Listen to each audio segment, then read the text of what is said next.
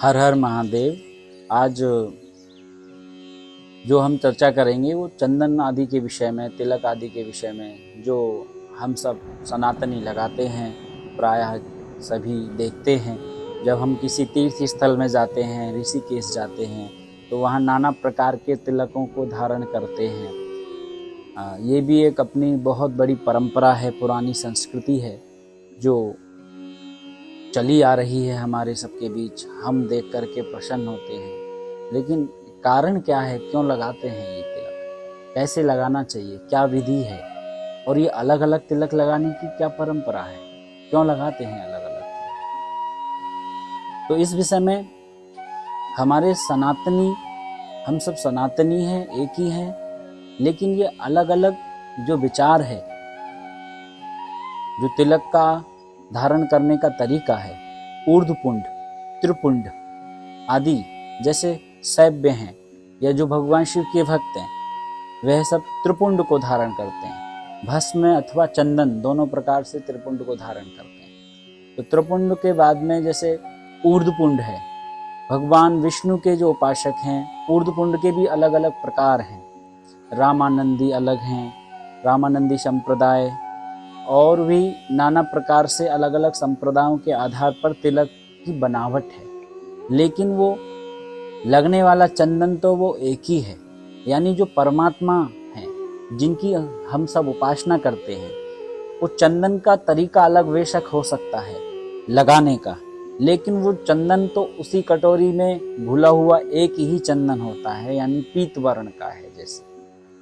तो इससे ये सिद्ध होता है कि वो जिस प्रकार वे चंदन एक ही है, उसे अलग अलग प्रकार से हम लगा लेते हैं, तो वैसे ही परमात्मा एक ही है, हम अलग अलग प्रकार से उनको पूजते भजते हैं, और अलग अलग संप्रदायों के आधार पर। ये जैसी परंपरा जिसको प्राप्त हो गई गुरुदेव की कृपा से, वैसे ही तिलक को धारण करते हैं। तो अलग अलग नाना प्रकार से तिलक को लगाते हैं।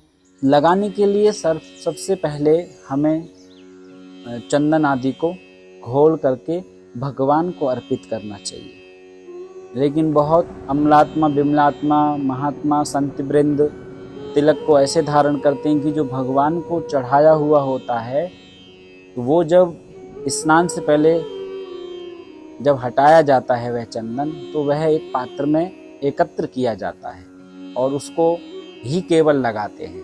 ये भी एक विधि है कि भगवान के जब हट जाए चंदन, वो उसको एकत्र करते जाइए और उसको ही केवल लगाइए अपने, बाकी भगवान को नित्य दूसरा चंदन लगाया जाता है। लेकिन एक दूसरी भी विधि है, यदि आप ऐसा नहीं कर सकते, आपके यहाँ उतने विशाल रूप में भगवान की विग्रह नहीं है जो आप चंदन इकट्ठा कर सकें, वो मंदिर आदि में ही संभव है, घर में इतनी संभव नहीं है, तो आप उस समय कैसे लगाएंगे अपने? तो उस समय आप जो चंदन घोलेंगे, तिलक आदि को घोल करके जब भगवान को अर्पित कर देंगे, तो जो बचा हुआ होगा वह शेष प्रसाद ही कहलाएगा। जैसे भगवान को आप भोग लगा देते हैं और बचा हुआ सब प्रसाद ही कहलाती है, भोग का बाद में जो बचता है वह प्रसाद कहलाता है, ऐसे ही वह चंदन भी प्रसाद कहलाता है। उस चंदन को आप भगवान के लगाने के बाद में धारण कर सकते हैं। त्रिपुंड, ऊर्ध्वपुंड अथवा नाना प्रकार के जो भी तिलक हैं, श्री के रूप में, देवी के उपासक हैं तो वे श्री धारण करते हैं। श्री तो सबको ही धारण करनी होती है, चाहे वे ऊर्ध्वपुंडी हों, चाहे वे त्रिपुंडी हों, जो भी हैं।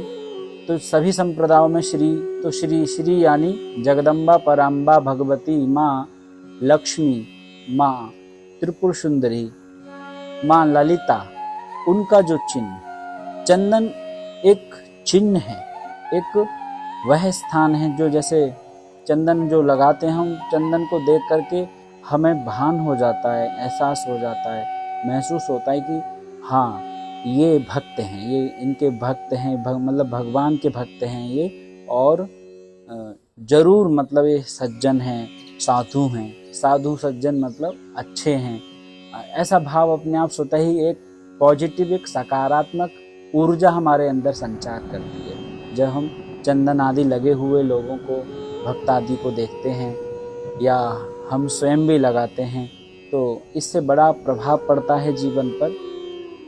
ये अलग अलग प्रकार के जो तिलक होते हैं, उसको देख करके सीधे ये पता चल जाता है कि हाँ, ये किनके उपासना में रत रहते हैं, कौन से देवता की आराधना करते हैं। जैसे शैव्य हैं, स्मार्त हैं, वैष्णव हैं, नाना प्रकार से जैसे ऊर्ध्वपुंडी, त्रिपुंडी, इस प्रकार से त्रिपुंड लगाया जाता है।